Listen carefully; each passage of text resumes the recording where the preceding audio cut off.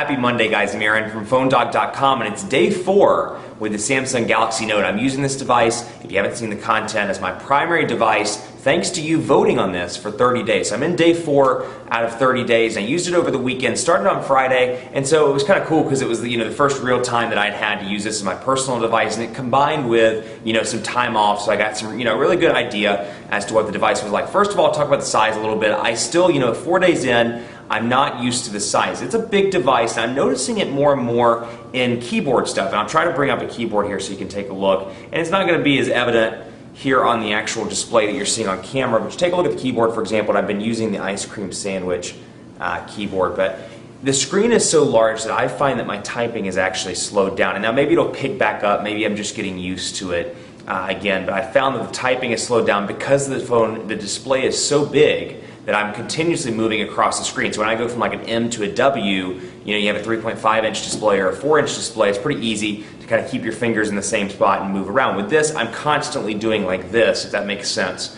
Where I'm going across the screen, having to reach, and that adds time to a message. So when you're doing a 3 or 4 sentence text message, it does take some added time. So I'm noticing that, and it's one of those things, it's too small to be a tablet, so you can't put it down on the desk like you could with an iPad or with a Galaxy Tab. Put it down on the desk and type face down like you would with a typical computer keyboard, but it's too big to be a typical phone where you'd hold it in your hand like this and just type and kind of keep your fingers in the same spot. That's the big one for me because I do some text messaging, but I do a lot of email on my device. I get 200-300 emails a day, and so I'm constantly emailing, responding, and I find that it's a little bit hard, at least right now, for me to write on. So that's the big thing I saw over the weekend, not just, really more with text messages over the weekend, but now I'm starting to see it as we get back into the work week. I'm starting to see it with emails as well. One thing I do like though, when it comes to YouTube or internet browsing, love the display. And I said this in the review, but especially, in my personal life, just doing YouTube videos or taking a picture, for example, and looking at a picture in the gallery and pinch to zooming, I've been really pleased with the size of the screen. So it's nice, I have a big display where I can kind of share it with people and say, hey, take a look at this video or take a look at this picture, and I can zoom in and you can get a nice clear image. Love the HD display, really impressed with the picture quality on this. The camera's been pretty good too. I took some sample shots over the weekend, and it was a little dreary and kind of cloudy here, but I did take some sample shots and was pretty impressed with it. Where I'm seeing, where I'm missing some of the other platforms, for me, particularly iOS in terms of music, I'm missing the music platform that came from iOS. I was a big iTunes, and not necessarily it was by choice, but I've been an iTunes fan for the past 10 or 12 years. I started on iTunes 10 or 12 years ago, so I just have had a natural progression with the iTunes ecosystem, so it's just easier for me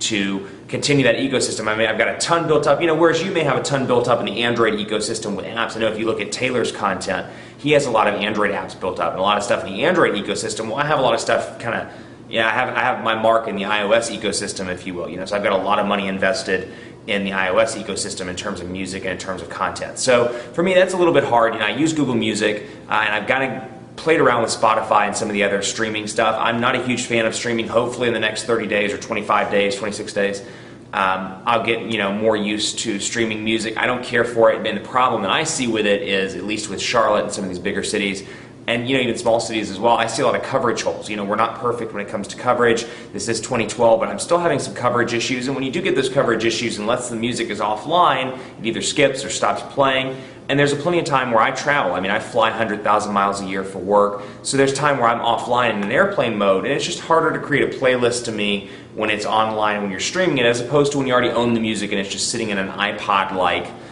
form factor. So it's all about ease of use to me. Maybe you find streaming music easier, but I'm hoping that maybe I'll make that transition in my mind where I can kind of move and find streaming music a little bit easier. So I'm kind of missing that right now. Some other things I noticed this weekend, this is a great conversation piece. I will say 7 people over the course of the weekend came up to me, 7 different people, and were like, is that a phone or is that a tablet? What is it you're using up against your ear? So it made for good conversation. And hey, I'm all about making some new friends from time to time. So I was at restaurants with some friends, and people would come up and be like, what in the world are you holding up against your ear? And I'm like, Galaxy Note, obviously. Now, I mentioned that it was coming to AT&T in the next couple of weeks, and we had a good conversation. I had a good conversation with all 7 of them as a result. So it's a big device. I'm still feeling the size. Call quality's been very good. I have noticed I fluctuate a little bit between 3G and HSPA Plus on AT&T. Otherwise, the battery life has been killer on this phone. I used it pretty heavily on Saturday. I had a lot of phone calls, caught up with some family, sent a lot of text messages. was on the internet, was doing some YouTube stuff, and it made it through the day. So this 2,500 milliamp hour battery does take some time to charge. I have noticed that. So I usually charge it overnight when I'm asleep, but it does take time to charge. But I've been pretty impressed with the battery life, that it has made it through a full day. So I mean, I pulled this off the charger at about 7:15 this morning, if I remember right, as I was making coffee. Yes, so 7:15. You're kind of seeing my real life thoughts here.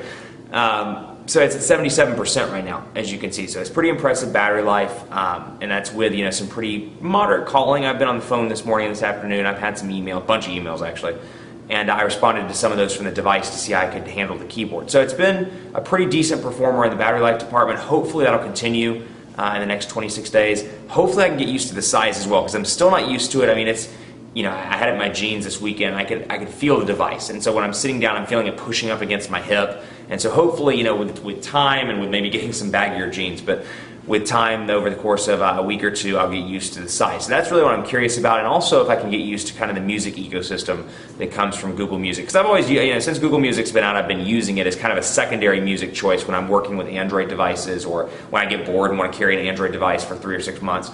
Or I shouldn't say 3 or 6 months, like a couple weeks. But overall, I've been pretty impressed, and the screen is really nice as well. So hopefully I'll get used to the size. Hopefully I'll get used to a different media ecosystem, perhaps some streaming music, and hopefully I'll have some more good conversations with people about the size of this device. This is day 4, so stay tuned, because there's more coverage coming on PhoneDog.com and on YouTube of my Samsung Galaxy Note challenge.